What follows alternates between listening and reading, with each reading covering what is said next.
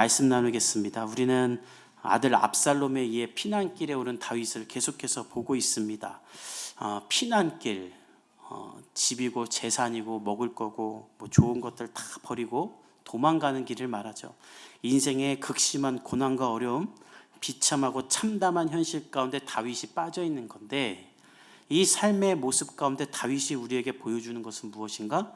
비관하고 원망하고 자책하는 것이 아니라 하나님 앞에 겸손히 자기를 돌아보며 회개하는 것이었죠. 사실 이것이 다윗이 위대한 예배자인 이유이고 우리가 배울 것입니다. 여러분, 모든 것이 다 잘되고 아무 근심도 없고 넉넉하고 다 있는데 예배드리기 어려운 사람이 누가 있습니까? 기도가 절로 나오지 않겠습니까? 찬송이 절로 나오고 봉사하고 싶고 헌금하고 싶고 세계 열방과 이 나라를 위해 내가 좋은 일 하겠다고 다 이렇게 하지, 누가 안 하겠습니까? 여러분들도 다 그거 꿈꾸고 있지 않습니까? 근데 문제는 내 삶이 어려울 때, 내가 막막할 때, 내가 피난길에 있을 때 나는 과연 다윗처럼 찬송하고 신실하신 하나님을 높일 수 있는가? 나는 그때도 하나님밖에 없습니다 고백하는 예배자가 될 수 있는가? 이것이 문제인 것이죠. 이건 쉽지 않습니다. 원망과 자책이 하나님을 다 가려버리기 때문에 그때도 하나님을 높이고 예배하는 것 쉽지 않습니다. 그러나 다윗은 그때에도 하나님을 예배해요. 맨발로 광야를 헤매면서도 하나님은 나의 힘이라고 고백하고, 시바에게 사기를 당하고 시므이에겐 조롱과 멸시를 당하면서도 하나님은 신실하며 다 나의 죄 때문이다라고 그는 하나님을 높이는 것을 굳건히 합니다. 저와 여러분이 이 다윗을 배울 수 있기를 예수님의 이름으로 축복합니다. 그래서 다윗이 다시 왕으로 회복되는 거예요. 다윗이 예루살렘에서 법궤가 들어올 때, 왕이 될 때만 예배한 것이 아니라 고난이 있을 때에도 하나님을 예배한 사람이기 때문이죠. 그래서 우리가 다윗처럼 하나님을 예배하기 위해서는 우리 가운데 한 가지 확고한 믿음이 있어야 되는데, 바로 하나님이 신실하시다라는 고백입니다. 이 고백이 없으면 하나님을 원망할 수밖에 없어요. 하나님은 신실하고 내가 부족하고 내가 죄인이기 때문에 어려움이 생겼다라는 이 확고한 고백이 있어야만 어떠한 상황에도 하나님을 예배할 수 있습니다. 그러나 이 고백이 없으면 하나님을 원망하죠. 거꾸로 말합니다. 나는 열심히 살았는데 왜 이런 일이 생기나? 내가 무슨 문제길래 이런 일이 생기나? 하나님은 공평하지 않다고 말하게 되죠. 오늘 그 사람들의 이야기인데 바로 압살롬과 아히도벨의 이야기입니다. 이 둘은 원망으로 하나가 돼요. 서로 좋아하는 게 있어서 하나가 되면 좋은데, 이들은 다윗을 향한 원망을 가지고 하나가 되어 아주 악한 일을 하는데, 오늘 15절을 한번 같이 읽어봅시다. 시작.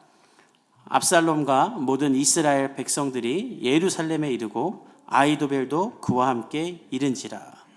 압살롬은 자신을 따르는 사람들과 함께 예루살렘 성을 탕화를 합니다. 근데 오늘 보면 모든 백성들을 데리고 왔다고 하죠. 그러니까 모든 이스라엘 백성들의 민심을 다 뺏은 거예요. 그러니까 어떻게 한순간에, 그것도 다윗이라는 이스라엘 역사상 가장 인기가 있었고 가장 훌륭하다라는 다윗의 나라를 이렇게 다 빼앗을 수 있을까 싶지만, 사실 이런 일은 우리 역사에 비일비재합니다. 일평생 정치와 상관없다가 갑자기 일약 정치적 스타가 되어서 막 이렇게 국회의원 되는 사람도 얼마나 많습니까? 그리고 나라를 다스리는 사람도 있죠. 우리가 잘 아는 히틀러도 그런 사람 중에 하나죠. 독일이 1차 대전에 패배해서 경제가 다 무너지고 사람들의 민족적 자긍심이 아주 그냥 땅바닥을 기고 있을 때, 그가 나치당을 만들고 우리가 일하자, 그럼 다시 최고의 민족이 될 수 있다 해가지고 사람들을 다 자신에게 열광하게 만들지 않습니까? 근데 문제는 그렇게 한순간에 빠져서 헛된 길로 가면 평생 후회하게 된다는 거예요. 근데 오늘 압살롬과 아히도벨에 따라 이스라엘 백성들이 이렇게 빠져버리는 거예요. 우리가 날마다 깨어 기도해야 될 이유는 재산 날리고 마약에 빠지고 강대국이겠다가 한순간에 빈민국으로 전락하는 나라들이 다 이 방식으로 그렇게 무너지기 때문입니다. 우리도 그럴 수 있어요. 다 한순간에 악에게 마음을 빼앗겨 그 대가를 평생 치르며 살 수가 있는 것입니다. 제가 독일에서 유학생활할 때 제 윗방에 사는 독일 사람이었는데, 2002년 월드컵 때 우리나라가 막 잘하니까 저한테 와갖고 그 얘기를 하는 거예요. 보쿰대학 다니는 친구인데, 너희 나라랑 일본이랑 좀 특별한 관계 있는 것 같다. 왜 그렇게 서로 앙숙이냐 그러길래, 원수된 나라다. 일본이 우리나라 침략했고 아직도 사과를 안 했다. 그래서 제가 거꾸로 물어봤어요. 너는 어떠냐? 너는 유태인들에 대해 어떤 마음 갖고 있니? 했더니 같은 22살인데 제가 진짜 큰 충격을 받았어요. 야, 저보다 한 20살은 많은 교수님 같았어요. 내가 한 것은 아니기 때문에 나는 죄책감이 전혀 없다. 내가 그들에게 어떤 악한 일을 하지 않았지 않냐. 다만 우리의 조상, 우리나라가 한 거기 때문에 그거에 대한 책임은 나에게 있다고 생각한다. 그래서 우리들은 그 책임을 지고 그들에게 사과하고 막대한 그 지원금을 보내죠. 그리고 어떤 분들은 독일이 학비가 없는 이유도 그 세계 2차 대전에 대한 사죄라고 말하는 분도 있어요. 이처럼 한순간 악에게 빠지면 평생 사죄하며 살아야 돼요. 내 잘못도 아니지만. 지금 이스라엘 백성들이 그 길로 빠지고 있는 거예요. 그런데 문제는 그 길에 다윗과 너무나 절친했던 이스라엘에서 가장 지혜로웠던 아히도벨도 함께 서게 됩니다. 오늘 15절에 보면 모든 이스라엘 백성들이 압살롬과 함께 예루살렘에 일렀다라고 말하면서 아히도벨만 따로 빼서 말하죠. 왜 따로 빼서 말하냐면 그가 그만큼 중요하고 절대적인 사람이기 때문이에요. 그가 얼마나 절대적이고 대단한 사람이었는지는 23절에 나오는데 우리 함께 23절 읽어봅시다.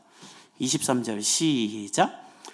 그때 아히도벨이 베푸는 계략은 사람이 하나님께 물어서 받은 말씀과 같은 것이라.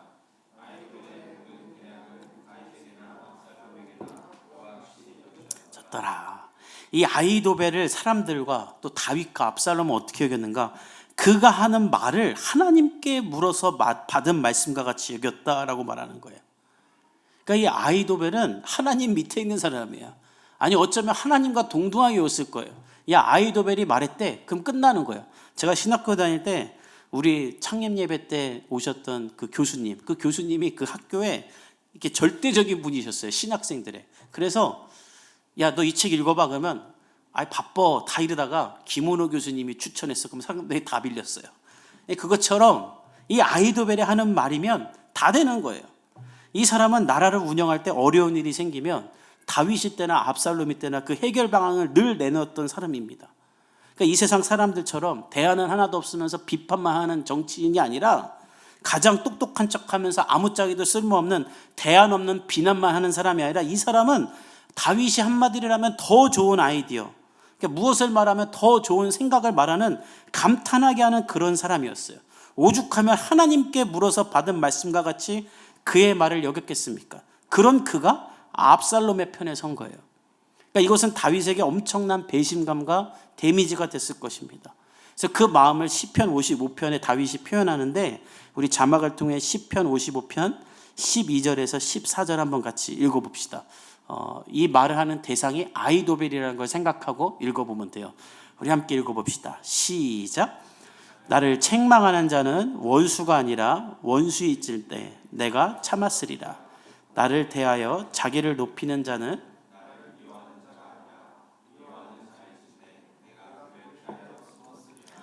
그는 곧 너로다. 나의 동료, 나의 친구요, 나의 가까운 친구로다. 우리가 같이 재미있게 의논하며 무리와 함께하여 하나님 집 안에서 다녔도다. 그러니까 이 구절이 아히도벨 생각하면서 쓴 구절인데 너무 큰 배신감을 느낀 거예요. 쉽게 말하면 나를 책망하고 나를 미워하는 자가 내 원수라면 내가 그냥 그러려니 했을 텐데 내 친구고 내가 가장 가까웠고 나와 함께 즐겁고 놀고 밥도 먹고 같이 예배도 드리던 아히도벨이 나를 버리다니 그게 마음이 무너진다는 거예요. 우리도 그렇죠. 그러니까 누가 내 욕을 하고 다녀요. 근데 원래 내가 싫어하고 서로 싫어하는 사람이 내 욕하고 다니면 그러려니 했는데 내가 너무나 좋아하고 나랑 추억도 많은 사람이 알고 보니까 뒤에서 내 욕하고 다녔고 나 이용했었고 하면 그 배신감이 얼마나 큽니까? 그러니까 다윗도 그 충격에 빠져서 시편까지 지을 정도로 충격에 빠졌던 거예요. 근데 그러면 아히도벨은 왜 다윗을 버렸는가? 여러 차례 말했던 것처럼 그가 밧세바의 할아버지로 추정되죠. 그러니까 이에 대한 원한이 있는 거예요. 그래서 아버지에 대한 원한을 가진 압살롬과 내 손녀딸을 범한 그 원한을 가진 아히도벨이 하나가 되어 다윗을 죽이려고 하는 원한으로 뭉쳐진 관계가 된 거예요. 그리고 이들은 다윗을 심판하려고 하는 겁니다. 그래서 어떻게 하려고 하는가? 우리 우리 16장 20절에서 21절을 한번 같이 읽어봅시다. 같이 읽도록 하겠습니다. 시작. 압살롬이 아히도벨에게 이르되 너는 어떻게 행할?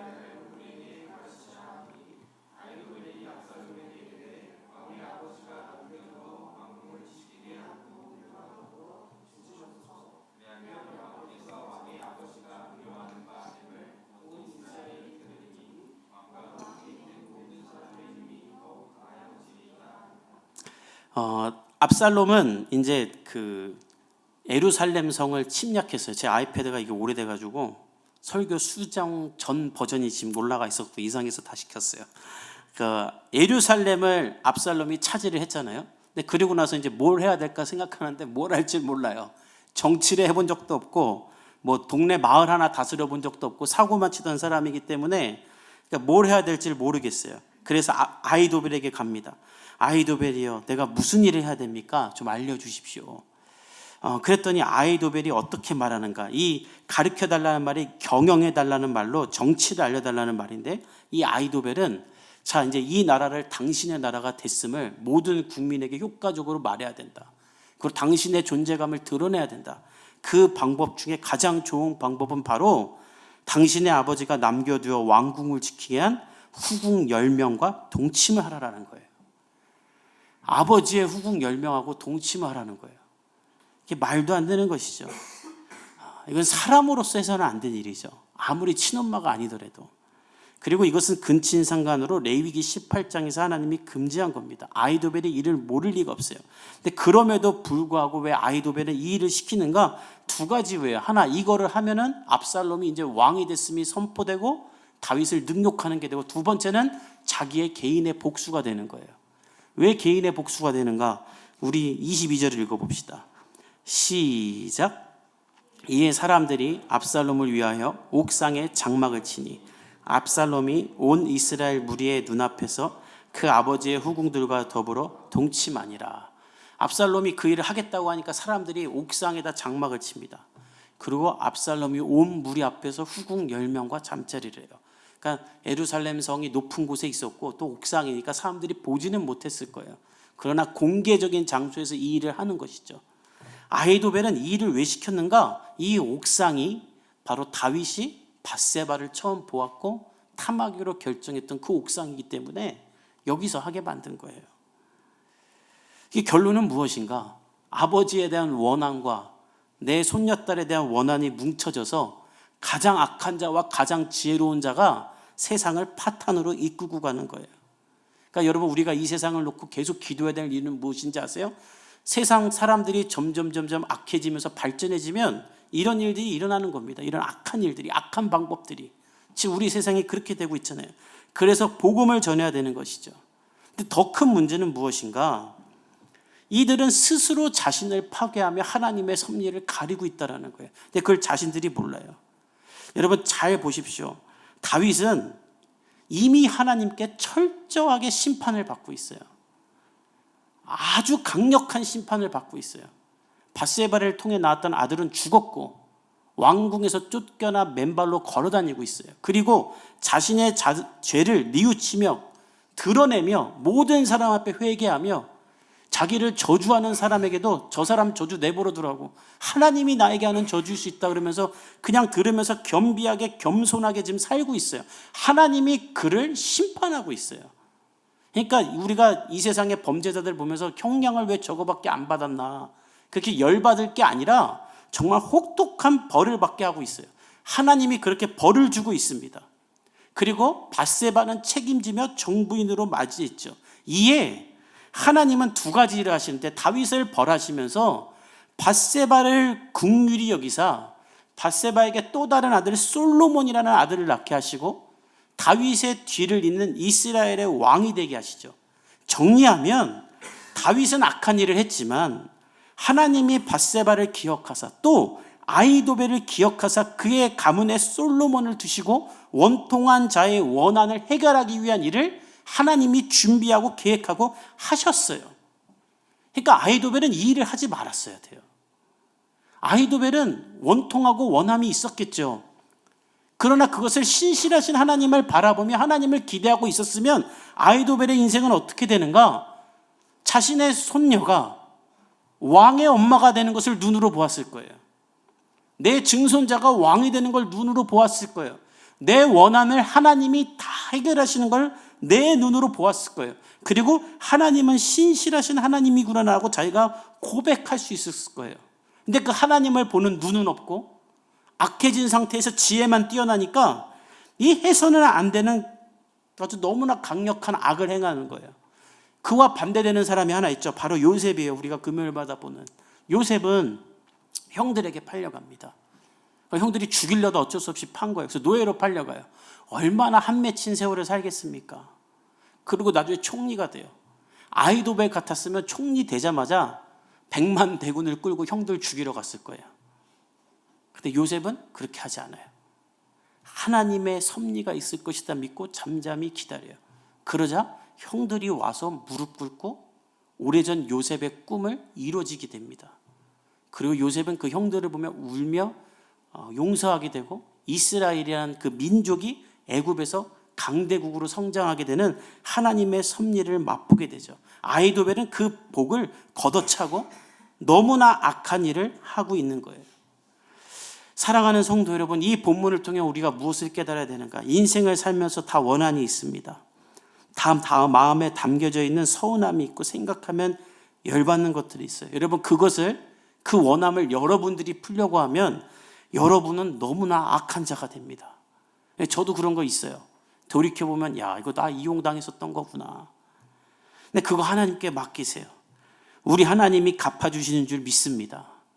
예레미야 예가 5장에 하나님께서 주여 주께서 내 심령의 원통함을 풀어주셨고 내 생명을 속량하셨나이다 라고 말씀하십니다.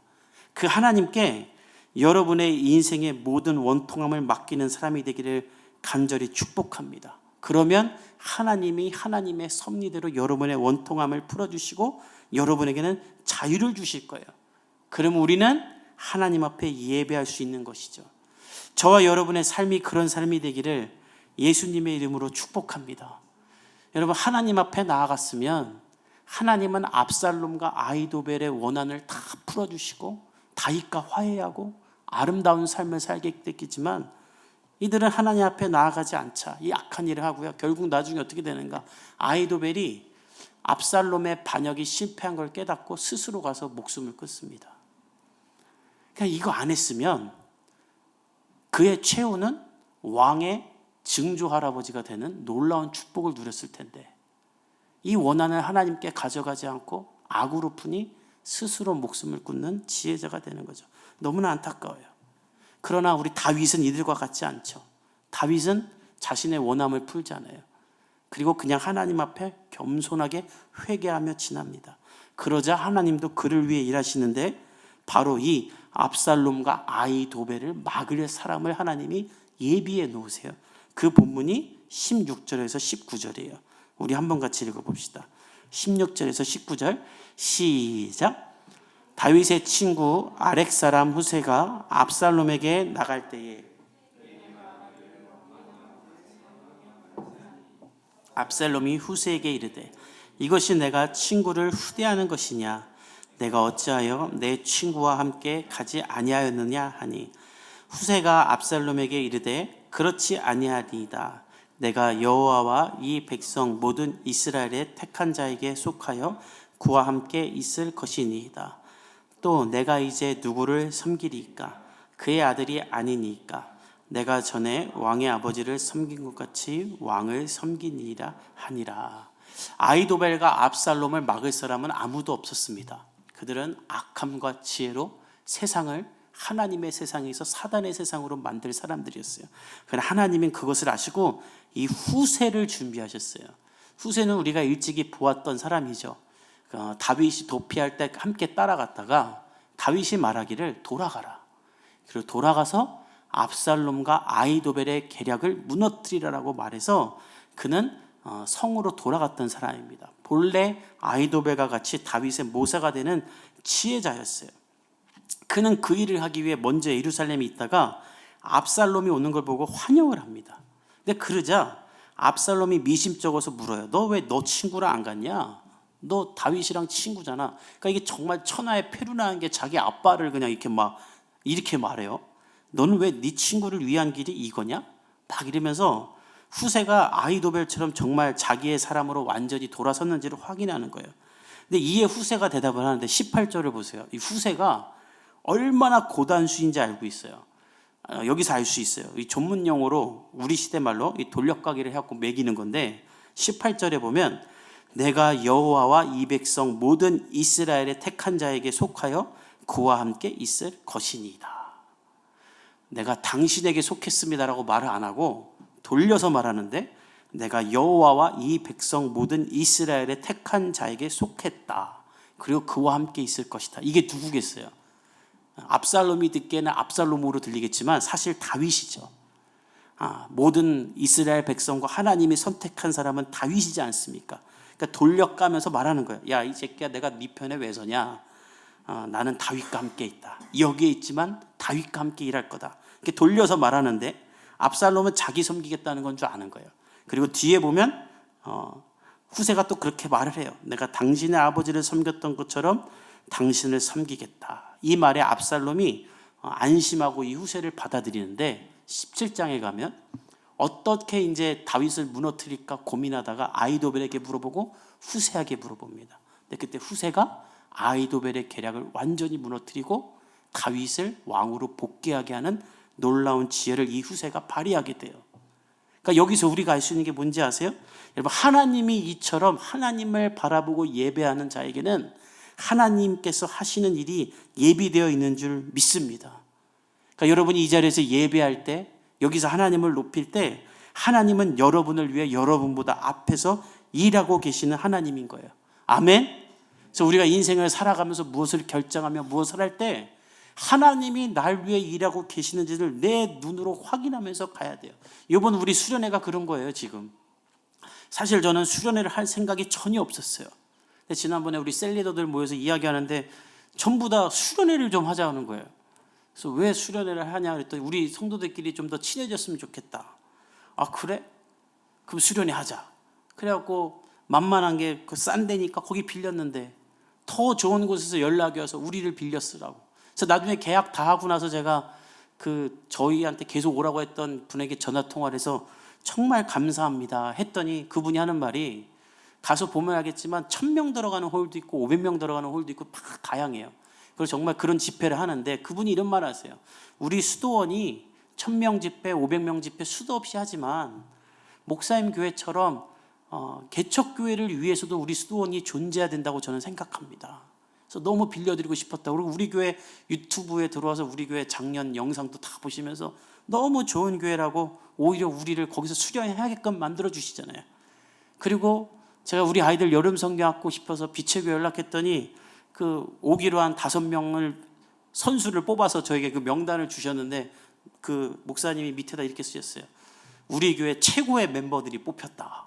그러면서 우리 아이들 여름 성경학교 해줄 팀과 교역자도 오기로 했어요. 하나님이 이렇게 우리를 축복하시며 인도하시는 것인 줄 믿습니다. 여러분이 하나님 앞에 예배하며 하나님 앞에 신실하게 살아가면 하나님이 여러분의 인생을 이렇게 이끄시는 거예요. 좋은 사람을 만나게 하고 좋은 상황을 만들어 주시는 것이죠.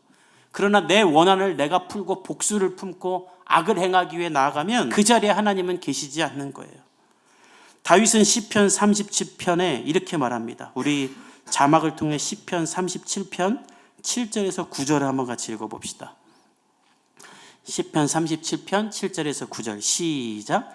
여호와 앞에 잠잠히 참고 기다리라.